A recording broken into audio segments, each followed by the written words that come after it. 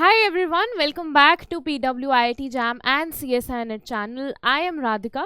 तो हमने स्टार्ट की थी जेस्ट एग्जाम के कुछ PYQs की सीरीज एंड हमने थर्मोडायनामिक्स एंड स्टैटिस्टिकल मैकेनिक्स से स्टार्ट किया था एंड आज हम उसी के कुछ PYQs फिर से प्रैक्टिस करेंगे. हम स्टार्ट करते हैं डायरेक्टली कि किस तरीके के क्वेश्चंस पूछे जाते हैं. तो आज थर्मोडायनामिक्स के भी करेंगे एंड स्टैटिस्टिकल मैकेनिक्स के भी, और भी हमने किए थे. लास्ट लेक्चर में भी हमने कुछ PYQs के बारे में देखा था कि किस तरीके से अप्रोच करना चाहिए क्वेश्चंस को. तो फर्स्ट क्वेश्चन है, ये 2018 का ही क्वेश्चन है जेस्ट एग्जाम का. क्या पूछा गया? For a classical system of non interacting particles in the presence of a spherically symmetric potential given है V of R which is equals to gamma R cube. What is the mean energy per particle? हमें क्या calculate करना है? Mean energy per particle. Gamma is a constant, gamma यहाँ पे constant है, ठीक है. All right. क्या अप्रोच होनी चाहिए हमें? किसी भी ऑब्जर्वेबल का अगर मीन कैलकुलेट करना होता है जनरली क्या अप्रोच रहती है? अगर ओ हमारा कोई ऑब्जर्वेबल है एंड क्लासिकल सिस्टम की हम बात कर रहे हैं, बिकॉज अभी हमें क्लासिकल सिस्टम के बारे में पूछा गया. क्लासिकल सिस्टम है एंड नॉन इंटरैक्टिंग पार्टिकल्स हैं, ठीक है. कैसे कैलकुलेट करते हैं mean? This is equals to O F N R P D tau, जहां पर एफ एन आर पी क्या है हमारा? Phase space distribution function, phase space distribution function. And यहाँ पर जो कैपिटल एन है वो डिनोट कर रहा है कि सिस्टम में कैपिटल एन पार्टिकल्स है. ये जनरल फॉर्मूला है किसी भी ऑब्जर्वेबल का मीन कैलकुलेट करने का, ठीक है. अब क्वेश्चन में क्या पूछा गया? ये बेसिक अप्रोच है, बट अगर हम ये अप्रोच फॉलो करते हैं, बिकॉज जब हम एफ एन आर पी जो डिस्ट्रीब्यूशन फंक्शन है उसकी वैल्यू भी जब प्लग करेंगे, इसकी वैल्यू क्या होती है? एफ एन आर पी की क्या वैल्यू होती है? This is equals to exponential minus beta H N divide में आता है G N, where G N is equals to integration exponential minus beta H N D tau.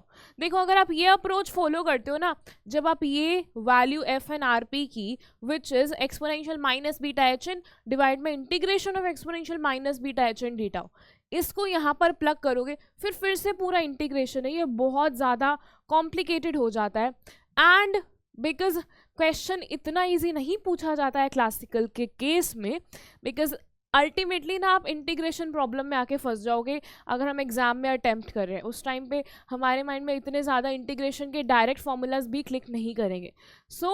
हम इसे easy कैसे बना सकते हैं? हम डायरेक्ट फॉर्मूला यूज़ करेंगे, बिकॉज हमसे मीन एनर्जी पूछी गई है, मीन एनर्जी पूछी गई है and mean energy U calculate करने का डायरेक्ट फॉर्मूला हमने क्या देखा था? Minus del by del beta L N Z. यहाँ पर जी क्या है? पार्टीशन फंक्शन है, वैसे जी एन होता है अगर एन पार्टिकल्स की बात कर रहे हैं. G N is an particle partition function. Okay, ठीक है. अब हमारे केस में एक बार क्वेश्चन पे वापस आते हैं. हमसे क्या पूछा गया? क्लासिकल सिस्टम है, नॉन इंटरैक्टिंग पार्टिकल्स है, in the presence of a spherically symmetric potential given है. What is the mean energy per particle? Gamma is a constant. Okay, तो हम यही फॉर्मूला अप्लाई करेंगे. सबसे पहले हमें अब चाहिए क्या? Partition function. अब पार्टीशन फंक्शन क्या होगा? जी किसके इक्वल होगा? z will be equals to, अभी हमने देखा integration of exponential minus beta H N. Okay, अगर हम वन पार्टिकल पार्टीशन फंक्शन की बात कर रहे हैं it will be just H D tau. Okay, but हमारे केस में हम 3 डायमेंशन की बात करेंगे और वन पार्टिकल की बात करेंगे. अब हैमिल्टोनियन क्या होगा? h is the Hamiltonian. Hamiltonian क्या होगा हमारे पास? हम 3 डायमेंशन की बात कर रहे हैं.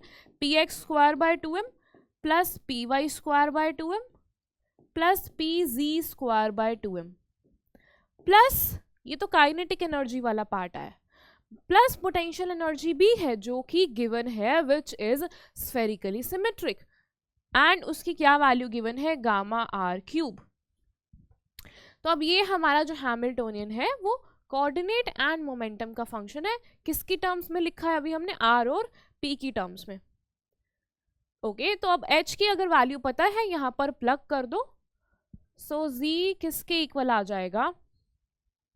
एंड अगर हम 3 डायमेंशन की बात कर रहे हैं तो हम डिवाइड करेंगे एच क्यूब से, ठीक है।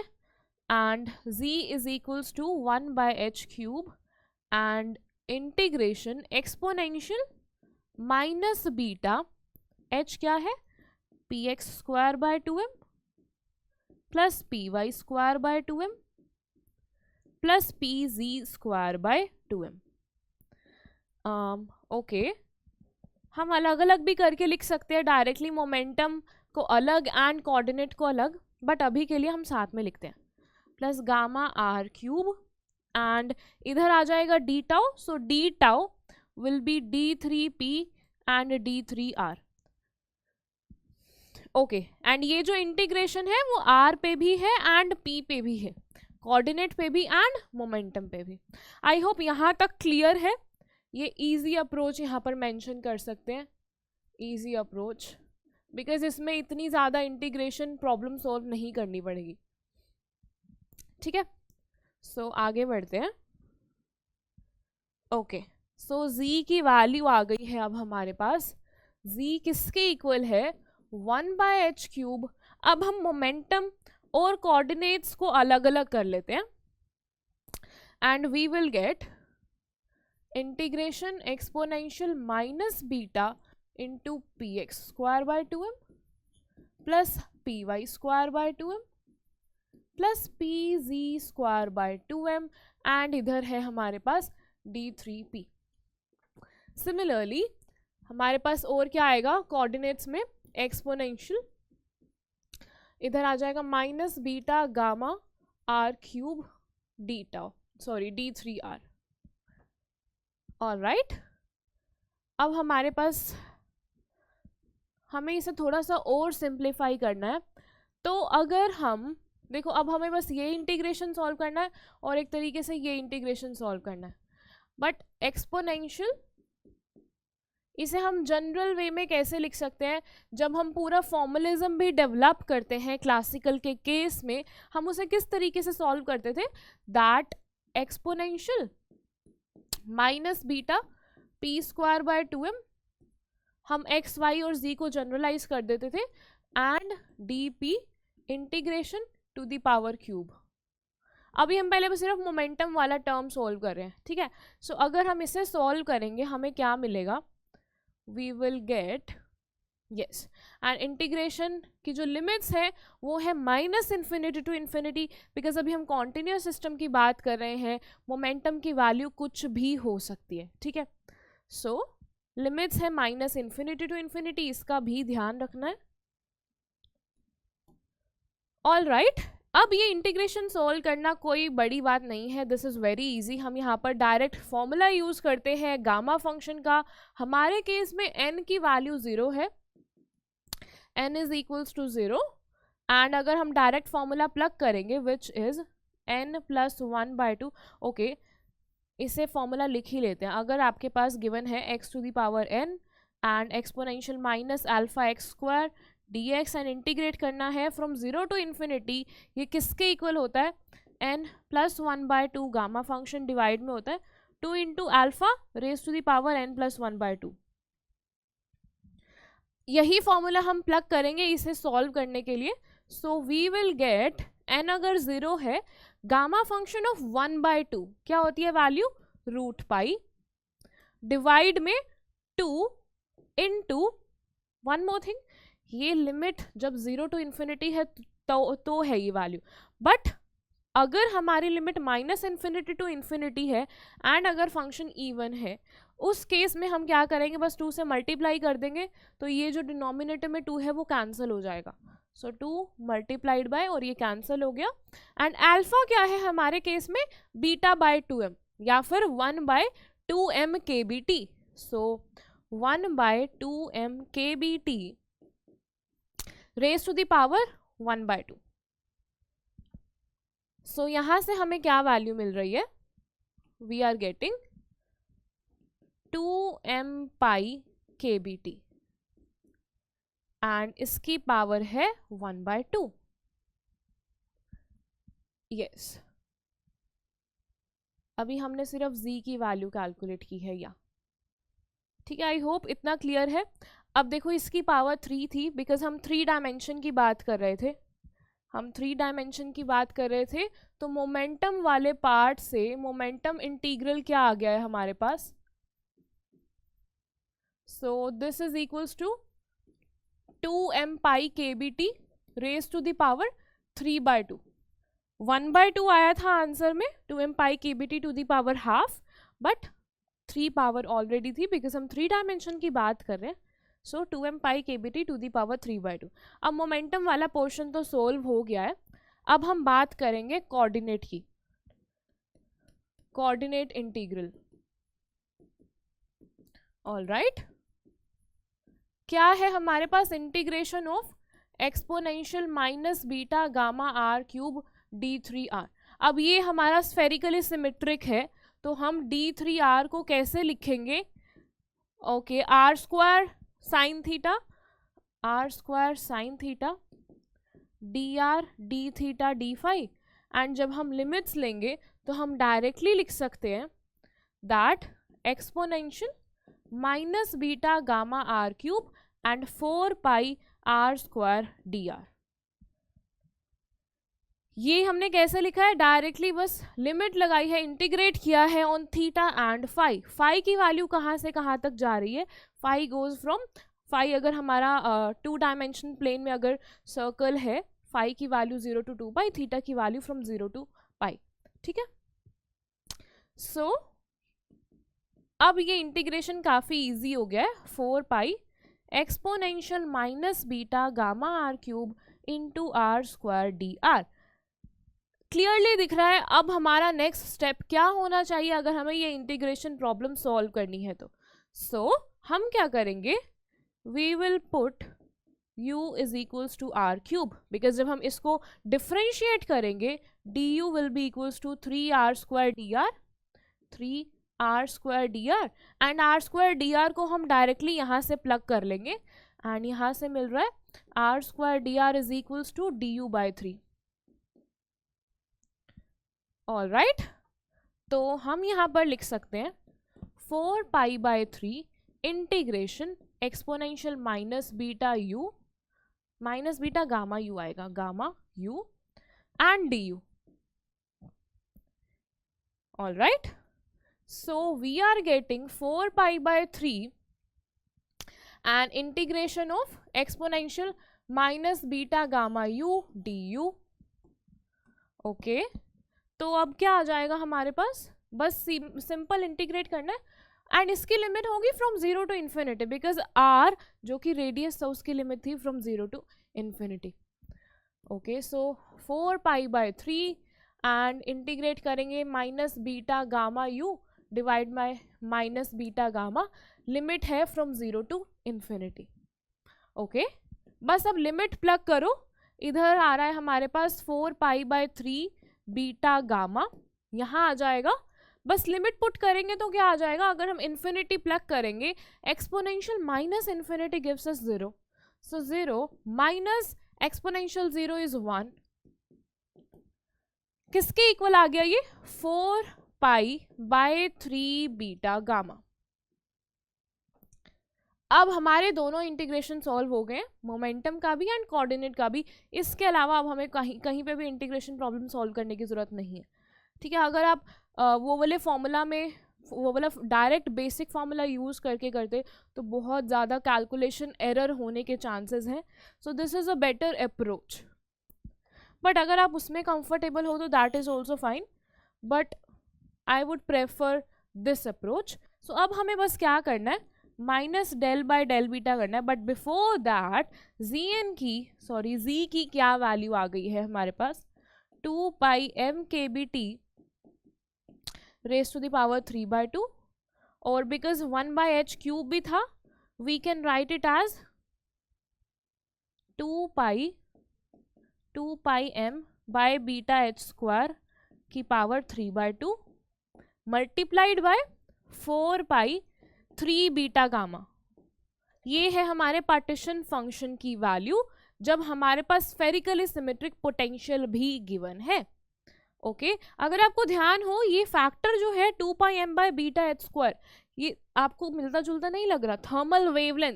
थर्मल वेवलेंथ को भी हमने इसी तरीके से डिफाइन किया था। तो थर्मल वेवलेंथ का क्या फॉर्मूला था? 2 pi m by beta H square square root. All right, so now internal energy, इसे हमने कैसे डिफाइन किया था? Minus del by del beta ln z। So ln z क्या हो जाएगा? ln z will be equals to just, देखो हमें ना सिंपली करना क्या है, with respect to beta partial derivate करना है। तो यहाँ पे पूरा एक्सप्रेशन लिखने की बजाय you should act smart. So ln z क्या होगा, पहले इसे जल्दी से थोड़ा सा सिंप्लीफाई कर लेते हैं। सो 2 pi m by beta H square की पावर 3/2 है, एंड मल्टीप्लीकेशन में क्या है? 4 pi by 3 beta gamma. Okay so इसे अगर हम थोड़ा सिंप्लीफाई करें तो क्या आ जाएगा? 3/2 ln 2 pi m by beta H square plus ln 4 pi by 3 beta gamma. अब बिकॉज हमें पार्शियल डेरिवेट करना है विद रिस्पेक्ट टू बीटा, हम सिर्फ बीटा वाली टर्म्स को सेपरेट कर लेते हैं। बीटा टर्म्स कौन कौन सी होंगी? 3/2 माइनस 3/2 होगा, बिकॉज ln 1 बाय बीटा है इधर, तो माइनस 3/2 ln बीटा। सिमिलरली यहाँ पर भी 1 बाय बीटा है, सो माइनस ln बीटा। ठीक है, अब बस इसे पार्शियल डेरिवेट कर दो and we will get the answer. थोड़ा लेंदी हो गया है, बट अगर आप प्रैक्टिस करोगे तो आपको हैंडी कैलकुलेट कर पाओगे आप। तो यहाँ पर कर लेते हैं minus del by del beta, किसको करना है? Minus 3/2 ln beta minus ln beta. ठीक है, माइनस तो एब्जॉर्ब हो जाएगा, सो पार्शियल डेरिवेट करेंगे, क्या मिलेगा? 3/2 बीटा प्लस 1 बाय बीटा, या 1 बाय बीटा। सो इसे हम लिख सकते हैं 3/2 kBt प्लस kBt, किसके इक्वल आ गया? 5/2 kBt, and this is the answer. इस अप्रोच से करोगे तो एरर होने के चांसेस बहुत ही कम है। सो एक बार आंसर देख लेते हैं कौन सा मैच कर रहा है। Yes, B is the right option, 5/2 kBt, yeah, 5/2 kBt, B is the right option। यहाँ पे मेंशन कर देते हैं कि this is the general approach, this is the general approach।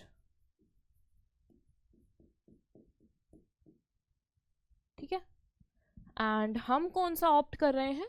हम डायरेक्ट फॉर्मूला यूज करेंगे। देखो इंटीग्रेशन से तो भाग नहीं सकते, बस कम कर सकते हैं कैलकुलेशन को। इस अप्रोच से इंटीग्रेशन की जो कैलकुलेशंस है वो थोड़ी सी कम हो जाएंगी। ओके, नेक्स्ट क्वेश्चन पे बढ़ते हैं।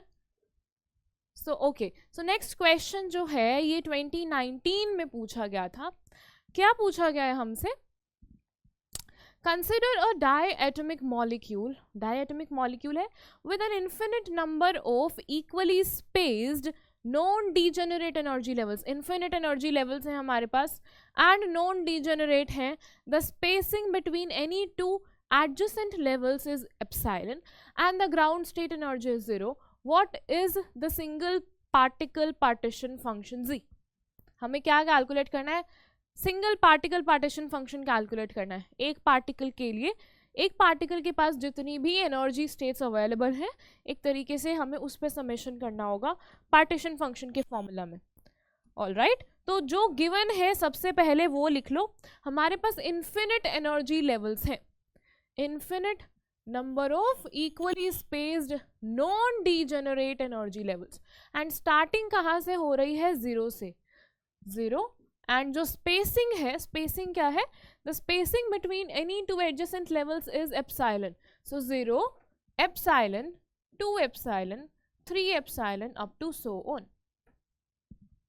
हमारे पास infinite energy levels अवेलेबल हैं, एक पार्टिकल के पास ये सभी इन्फिनिट एनर्जी लेवल्स अवेलेबल हैं, तो पार्टीशन फंक्शन क्या होगा, single particle partition function. One more thing, ये सभी एनर्जी स्टेट्स जो हैं वो नॉन डिजेनरेट हैं, so these are non degenerate energy states.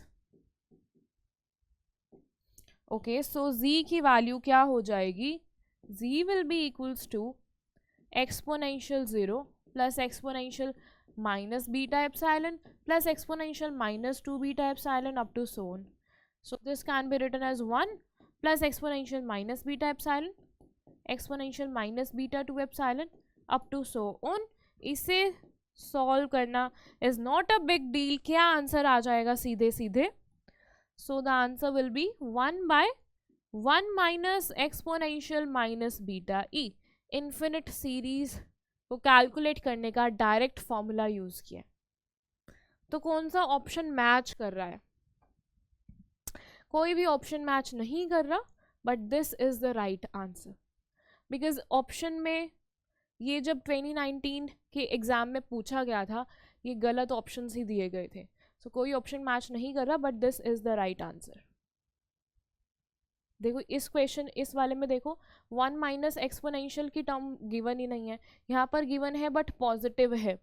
अगर यहाँ माइनस होता so B is the right option, तो अगर हम माइनस लगा दें यहाँ पे सो बी राइट ऑप्शन बन जाएगा. एंड इसमें एक्सपोनेंशियल 2e है एंड इसमें तो अलग ही है बिल्कुल. ठीक है, सो इसी तरीके से हमें पार्टीशन फंक्शन कैलकुलेट करना है, एंड ये पूछा गया था 2019 में. All right, okay, so next question is of 2018 and ये thermodynamics का question है. so क्या पूछा गया है, a theoretical model for a real gas gives the following expressions for the internal energy and the pressure. ठीक है, हमें internal energy किसकी बात हो रही है, सबसे पहले रियल गैस की बात हो रही है, आइडियल गैस नहीं है. Following expressions for the internal energy and pressure. Internal energy का एक्सप्रेशन गिवन है टेम्परेचर एंड वॉल्यूम की टर्म्स में. सिमिलरली प्रेशर का एक्सप्रेशन गिवन है टेम्परेचर एंड वॉल्यूम की टर्म्स में. Where A and B are constants, let V naught and T naught be the initial volume and initial temperature respectively. Okay, if the gas expands adiabatically, the volume of the gas is proportional to. Okay, तो यहाँ पर adiabatic expansion है and the volume of the gas is proportional to. Volume किसके proportional होगा हमें ये बताना है. ठीक है, तो जो पहले गिवन है उसे लिख लेते हैं, फिर धीरे धीरे करके क्वेश्चन स्टेप वाइज पढ़ेंगे एंड सॉल्व करेंगे जो पूछा गया. सो हमें u ऑफ टी वी की वैल्यू गिवन है. u ऑफ टी वी किसके इक्वल गिवन है, a v to the power -2/3, a v to the power -2/3 plus b v 2/3 t square plus b v 2/3 t square. And p of tv की value given है, p of tv की क्या value given है, सो this is 2/3a v to the power -5/3 plus 2/3b plus 2/3b v -1/3 t square. yes, -1/3 t square. Okay, ये दोनों हमें given है, हमें कैलकुलेट क्या करना है. a और b दो कॉन्स्टेंट्स है, let v naught and t naught be the initial volume and initial temperature respectively. Initial volume और इनिशियल टेम्परेचर गिवन है. अगर हमारी गैस एडियाबेटिकली एक्सपैंड हो रही है, वॉल्यूम बताना है गैस का.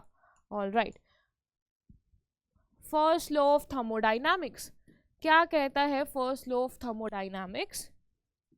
सो डेल्टा क्यू और del Q is equals to D U plus del W.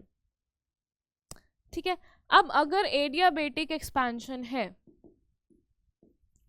Adiabatic है, तो डेल्टा क्यू की वैल्यू डायरेक्टली 0 हो गई।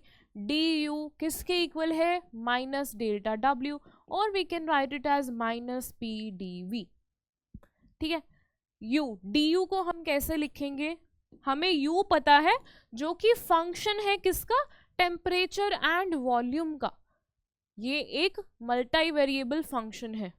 सो डी यू को हम कैसे लिखेंगे, because U is a function of temperature and volume, D U को हम लिख सकते हैं del U by del T D T plus del U by del V D V.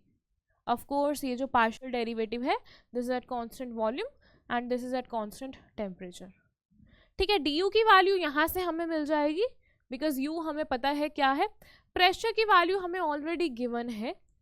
ठीक है, क्या करना होगा, इंटीग्रेट करना होगा, थोड़ा सा सिंप्लीफाई करना है, करते हैं। सो सबसे पहले हम पार्शियल डेरिवेट करते हैं विद रिस्पेक्ट टू टेम्परेचर, यहीं पर कर लेते हैं या तो।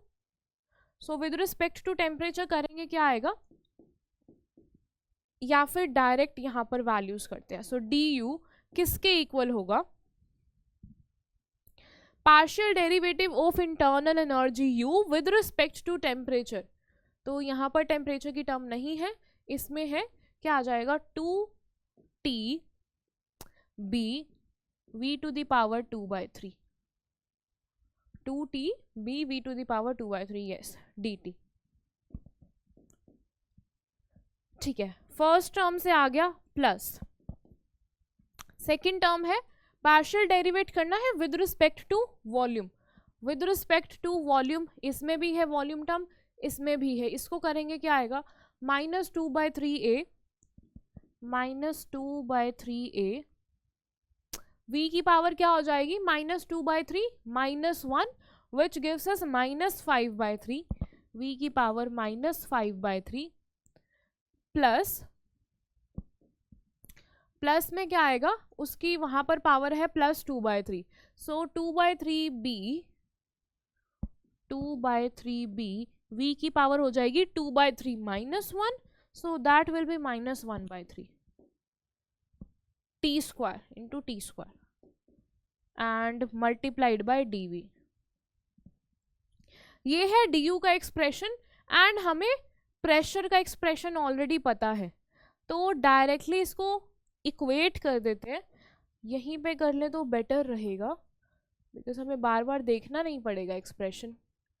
सो हमारे पास क्या आ रहा है, D U which is equals to 2t b, v की पावर है 2/3 dt -2/3a, -2/3a v है -5/3 dv प्लस 2/3b, v की पावर है -1/3 t स्क्वायर dv। ये किसके इक्वल है, -p/dv के इक्वल। फ्रॉम हियर p की वैल्यू हमें पता है, माइनस से मल्टीप्लाई कर दो, सो ये किसके इक्वल है, -2/3a, v की पावर -5/3 dv, -2/3 dv है इधर, -2/3b, v to the power -1/3 t square dv। Yes right. तो कौन सी टर्म्स कैंसल हो रही हैं, सो ये वाली टर्म कैंसिल हो रही है, -2/3a v to the power -5/3 dv, ये कैंसिल हो रही है, and we are getting 2t b v की पावर 2/3 dt, ये किसके इक्वल आ रहा है, ये इक्वल आ रहा है, इसको इधर लेके आएंगे, माइनस हो जाएगा, -4/3 b, v की पावर है -1/3 t square dv। Now what we have to do is just simplify, so 2 से कैंसिल करेंगे, यहाँ 2 आ जाएगा, b से b कैंसिल हो रहा है, एंड वी आर गेटिंग, देखो t स्क्वायर वाली टर्म को इधर ले आओ, एंड इधर मिल रहा है t dt by T square equals, इधर है -2/3 ऑलरेडी था, v की पावर -1/3 है एंड इधर से है v की पावर 2/3, डिवाइड में लेके जाएंगे -2/3 -1/3 क्या आ जाएगा -1, सो dv/v। बहुत ज़्यादा सिंप्लीफाई हो चुका है, बस अब इंटीग्रेट करना है and we will get the answer. So we are getting dt/t equals -2/3 dv/v। All right, so just integrate both sides and यहाँ से हमें मिल रहा है ln t is equals to -2/3 ln v plus some constant ln t plus 2/3 ln v equals some constant ln t v की power 2/3 equals some constant, so tv 2/3 is equals to some constant k and we are getting, हमें क्या बताना था, temperature dependency बतानी थी कि volume of the gas is proportional to volume बताना है। सो वॉल्यूम कैसे प्रोपोर्शनल है, टी वॉल्यूम बताना है ना, सो देखो जो T है वो तो प्रोपोर्शनल है V की पावर -2/3 से, सो वॉल्यूम कैसे प्रोपोर्शनल हो जाएगा, volume will be proportional to temperature to the power -3/2। Yes, so answer क्या होना चाहिए, T to the power -3/2। Yes, so B is the right option, so B is the right option. इस question में हमने सिर्फ और सिर्फ first law of thermodynamics use किया। First law of thermodynamics is the hero of this question and जो condition given थी कि एडियाबेटिक प्रोसेस है तो एडियाबेटिक प्रोसेस की कंडीशन यूज किया एंड जो गिवन था U और P की वैल्यू वो प्लग की है एंड थोड़ा सिंप्लीफिकेशन किया है and we got the answer. Yes, यहाँ पर बस अगर हम v की पावर -3/2 से मल्टीप्लाई कर देंगे, नोट मल्टीप्लाई, पावर ले लेंगे दोनों side -3/2, so that will be just, और ये तो सिंपल हमें दिख ही रहा है clearly that v is directly proportional to temperature की power -3/2। Okay, so the next question, so ये भी 2018 का ही क्वेश्चन है, एक तरीके से आपके 2018 के क्वेश्चंस हो जाएंगे। So in a thermodynamic process the volume of 1 mole of an ideal gas is varied as, 1 mole है, ideal gas की बात हो रही है, is varied as where, okay, where v is equals to a to the power, not a to the power, a by t, where a is a constant, the adiabatic exponent of the gas is gamma given है, what is the amount of heat received by the gas if the temperature of the gas increases by delta t in the process. ठीक है, पहले सोचो इस question को हम approach कैसे करेंगे, फिर अटेम्प्ट करना, मतलब फिर देखना कि फिर इसका सॉल्यूशन देखना। ऑल राइट, हमें क्या गिवन है, 1 मोल ऑफ आइडियल गैस है, n is equals to 1, ideal gas की बात हो रही है और गामा गिवन है, एडियाबेटिक एक्सपोनेंट गिवन है, हमें क्या बताना है, amount of heat transferred, amount of heat transferred by the gas if the temperature of the gas increases by delta T amount, delta T amount से जो टेम्परेचर इंक्रीज है वो गिवन है in the process. Okay, and volume की dependency भी given है, v is equals to a by T. Okay, अब अगर हीट ट्रांसफर कैलकुलेट करना है क्या यूज करेंगे, again first law of thermodynamics, delta Q किसके इक्वल है, delta W plus D you. Yes, delta Q हमें निकालना है, उसके लिए क्या क्या चाहिए, वर्क डन चाहिए and change in internal energy चाहिए। ओके, अब इन दोनों की क्या वैल्यूज होंगी हम ये कैलकुलेट करते हैं। सबसे पहले कैलकुलेट करते हैं, let's say work done calculate कर लेते हैं। सो वर्क डन क्या होगा, क्या हमें कुछ गिवन है कि ये किस तरीके का प्रोसेस है। Okay, so W is equals to dW is equals to, yeah, dW is equals to PdV, right. Pressure क्या है, आइडियल गैस इक्वेशन की बात कर रहे हैं, तो आइडियल गैस में प्रेशर को हम कैसे लिख सकते हैं, nRT/V, बट 1 मोल की बात हो रही है, so pressure is equals to RT/V because 1 mole की बात हो रही है। ओके, सो बस ये वैल्यू प्लग कर दो, dW is equals to RT/V dV, and हमें गिवन है कि वॉल्यूम कैसे डिपेंडेंट है टेम्परेचर पे, ठीक है, इस चीज पे अभी हम आएंगे। वन मोर थिंग,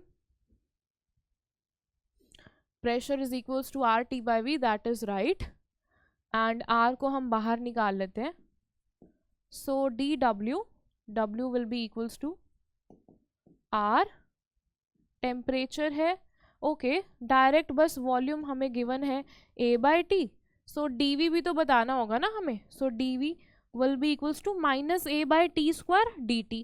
अब ये दोनों वैल्यूज प्लग कर दो यहाँ पर, हमें क्या मिल जाएगा, so dW will be equal to R as it is, temperature T, divide में है volume, volume is A/T, so A/T² आ गया, dV क्या है -A/T², -A/T² dt, तो यहां से ये कैंसल हो रहा है, and we are getting dW, किसके इक्वल आ गया dW की value, -R dt, -R delta T, dW is equals to -R delta T। Okay, work done का तो फॉर्मूला हमें पता चल गया नॉन पैरामीटर्स में, बिकॉज हमें गिवन है कि डेल्टा T से टेम्परेचर इंक्रीज हुआ है। ओके, अब हमें कैलकुलेट करना है DU, change in internal energy, because ideal gas की बात कर रहे हैं, DU की वैल्यू क्या होती है, NCV delta T, and N is 1, so DU is equals to CV delta T। अब CV की वैल्यू कैसे कैलकुलेट करेंगे, गिवन पैरामीटर्स में हमें गामा गिवन है, so CV is equals to, CV को हम, ओके, CV को हटाते हैं, गामा को हम कैसे लिख सकते हैं, नॉट गामा, जो CV को हम लिख सकते हैं F/2R, F/2R लिख सकते हैं, बट वन मोर थिंग, ये जो फॉर्मूला है ये तभी उसी केस में पॉसिबल है जब वाइब्रेशन मोशन इन्वॉल्व नहीं है, जब सिर्फ या तो ट्रांसलेशन है या रोटेशन है, बिकॉज ये फॉर्मूला हमने कब जनरलाइज किया था, जब बिकॉज जब हम law of equipartition of energy पढ़ते हैं उसमें ये पढ़ते हैं ना कि हाफ KBT एनर्जी जो है वो ट्रांसलेशन मोशन में जाती है, हाफ KBT रोटेशनल के लिए, एंड KBT फॉर वाइब्रेशनल, सो ये उस केस में फॉर्मूला पॉसिबल है जब वाइब्रेशनल मोशन इन्वॉल्व नहीं है, so CV is equals to F/2R when no vibration is involved, when no vibration occurs you can say, ठीक है। सो CV अगर ये है, एंड हमें पता है कि F जो डिग्री ऑफ फ्रीडम है वो गामा से कैसे रिलेटेड है, ये हमें फॉर्मूला पता है, क्योंकि गामा गिवन है इसीलिए हम इसको गामा की टर्म्स में कैलकुलेट करना चाह रहे हैं, ठीक है। So gamma is equals to 1 + 2/f, हमें क्या चाहिए F/2, सो यहाँ से gamma -1 equals 2/f, and F/2 क्या आ गया, 1/गामा -1, तो CV की क्या वैल्यू आ जाएगी, CV की वैल्यू आ जाएगी F/2 इज 1/गामा -1, सो दिस इज R/गामा -1, सो DU की वैल्यू आ गई है हमारे पास R डेल्टा T/गामा -1, एंड हमें क्या कैलकुलेट करना था, heat transfer, heat transfer delta Q किसके इक्वल था, delta W plus DU, so delta W की क्या वैल्यू आई थी हमारे पास, so that was equals to -R delta T, -R delta T plus R delta T/गामा -1, सो R डेल्टा T कॉमन ले लेंगे, क्या आ जाएगा, 1/गामा -1, so this is equals to R delta T into LCM लेना है, 1 माइनस गामा प्लस 1 हो जाएगा, सो 2 minus gamma by gamma minus 1. This is the answer. This is the heat transfer. किसके case में? आइडियल गैस के केस में.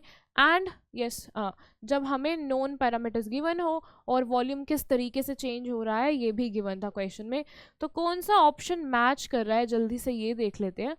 R delta D 2 minus gamma by gamma minus 1. So D is the right option.